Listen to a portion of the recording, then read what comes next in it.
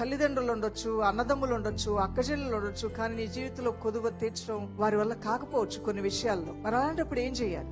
దేవుని యొద్దకు వెళ్ళు, ఆయన నీ కొదువులన్నీ తీర్చగల సమర్థుడై ఉన్నాడు. మొదటి సమూయేలు గ్రంథం 1వ అధ్యాయము. ఇక్కడ హన్నా ఆవిడ ఏడుస్తూ ఉంది, ఆవిడ దుఃఖంతో ఉన్నది. ఆమెను అవమానపరిచే వాళ్ళు ఎక్కువైపోయారు. ఆమె బాధను తీసివేసే వాళ్ళు ఎవరూ లేరు. ఆమె అవమానాన్ని కొట్టివేసే వాళ్ళు ఎవరూ లేరు. ఎవరూ తీసివేయలేని పరిస్థితి. సంతానం లేని ఆవిడ, నా సమస్యలకి ఎవరూ పరిష్కరించలేరు, అందరూ నా చుట్టూ ఉన్నా ఎవరూ నా యొక్క కొదువుని తీర్చడం వీరి వల్ల కాదు. ఇక్కడ వాక్యంలో మనం చూస్తే హన్నా కూడా అంటారు, నా బాధలు వీళ్ళు ఎవరు తీస్తారు, నా కష్టం వీళ్ళు ఎవరు తీరుస్తారు, ఎవరూ తీర్చలేరు.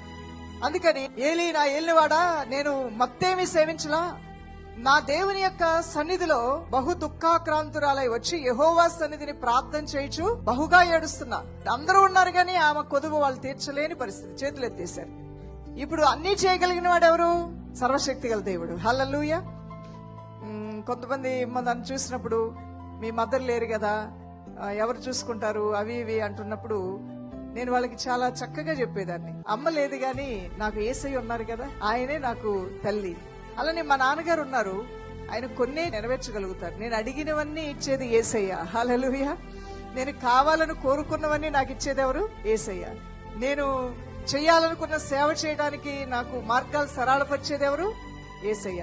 నేను ఒకటి నమ్మేదాన్ని, నాకు ఎవరి దగ్గరికి వెళ్ళి ఏం చెప్పినా అర్థం చేసుకోకుండా వదిలేసేవాళ్ళు కొంతమంది, ఇంతే చెప్తారులే అనుకునే వాళ్ళు కొంతమంది, నేను అడిగినా ఇవ్వలేనటువంటి పరిస్థితి కలిగిన వారు కొంతమంది ఉండొచ్చు. కానీ ఈ దేవుడు నేను అడిగిన వాటికన్నా, ఊహించిన వాటికన్నా, తలంచిన వాటికన్నా గొప్ప కార్యములు చేయవాడు. అందువలన దేవుడు ఉన్నాడు కదా. ఈరోజు ఎవరున్నారు? నీకు నాకు మనందరికి ఎవరున్నారు? యేసయ్య. హల్లెలూయా.